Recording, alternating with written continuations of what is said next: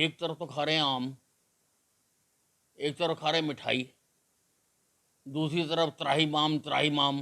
अरे भाई, शुगर वाला कौन आदमी आम खाता है? पहले दिन तो कह रहे थे आतंकवादियों वाला हमारे साथ व्यवहार हो रहा। अबे, आतंकवादियों को कोई मिठाइयाँ खिलाता, कोई आम खिलाता उनको? संवैधानिक तौर पर चुनी हुई अनेकों सरकारों को धारा 356 लगाकर तुमने तोड़ा।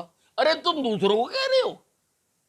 तुम्हारे तो माथे के ऊपर लिखा हुआ है कि संविधान विरोधी, संविधान तोड़ने वाला राहुल गांधी, संविधान तोड़ने वाली प्रियंका गांधी, संविधान तोड़ने वाला सोनिया गांधी, और बाकी सारे इनके साथी, इनके तो चेहरे पे लिखा हुआ।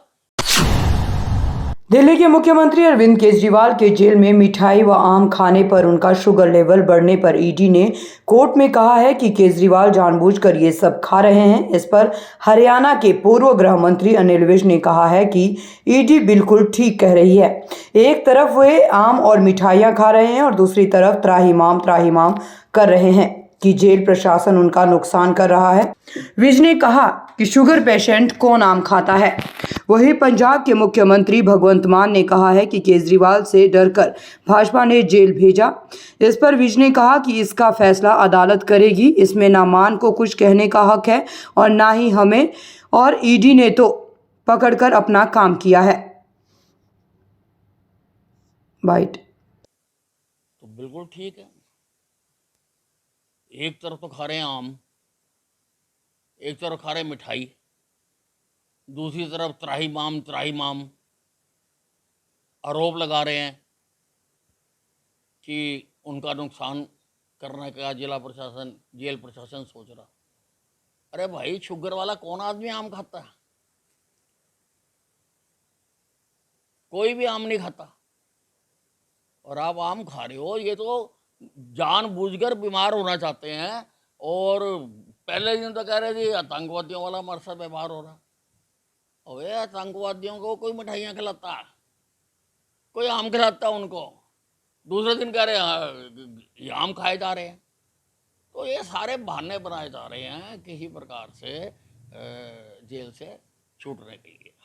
अब फैसला अदालत करती है। ना हमको कहने का अधिकार है, ना मान को कहने का अधिकार है। तो अदालत करेगी। ईडी ने तो पकड़ के अदालत में पेश कर दिया। अब सच है झूठ है, इसका फैसला अदालत करेगी। और अगर आप पहले कहते हो तो ये एक तरह से कंटेम्प्ट ऑफ कोर्ट होगी।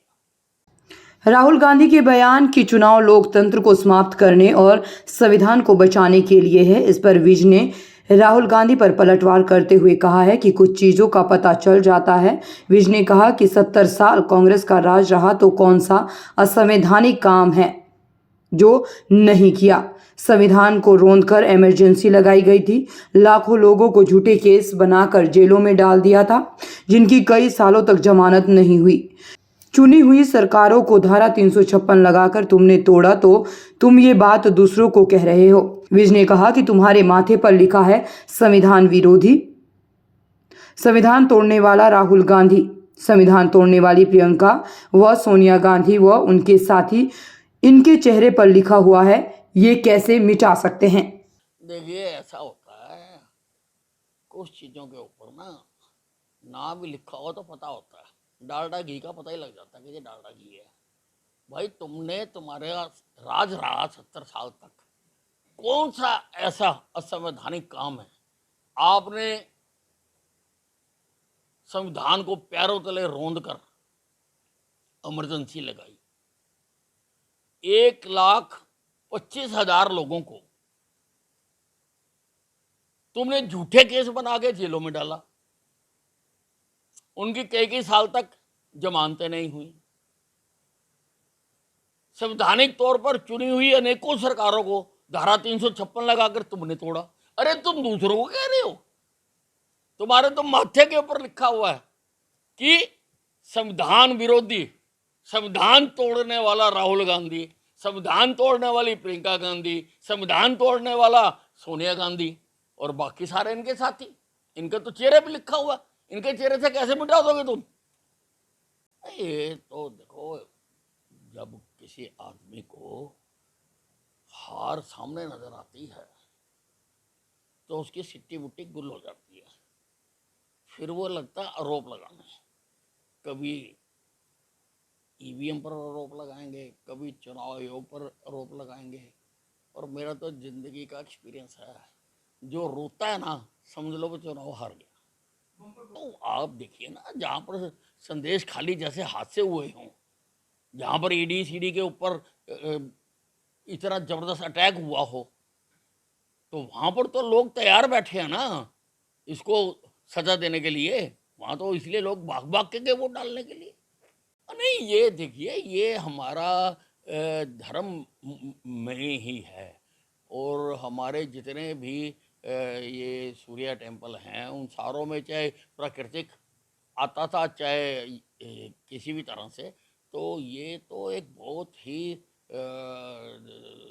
जो धार्मिक काम किया है कि जो हर रामनवमी वाले दिन, बल्कि उसकी डायरेक्शन, उसका एंगल, उसका स्थान राम जी की मूर्ति का ऐसी जगह पर सेट किया गया। हालांकि प्रिज्म लगाए गए हैं ताकि उनके ललाट पर सूर्य की किरण आए। ये बहुत बड़ी बात है। ये देखिए, आप ये मत कहो पेच फंसी जा रहा, आप ये कहो कि आपस में लड़ी जा रहे हैं। अगर सहमति होती तो पहली या दूसरी मीटिंग में फैसला हो जाता। वहाँ तो लड़ाइयाँ हो रही हैं कि इसको देनी है, इसको नहीं देनी है। पहली बात तो बंदे ही नहीं है, पकड़ पकड़ के बंदे ला रहे हैं। रोज़ नया नाम आ जाता है कोई ना कोई कि आप इसको देंगे, आप इसको देंगे। तो ये तो इनकी जो विफलता है वो शुरुआत में ही नज़र आ रही है। ये देखिए, एक समय था हम सारे संसार से हथियार मांगते थे, और आज मोदी जी ने हिंदुस्तान को आत्मनिर्भर बनाकर आज हम हथियार बेच रहे हैं। ये बहुत बड़ी उपलब्धि है। अंबाला से ब्यूरो रिपोर्ट।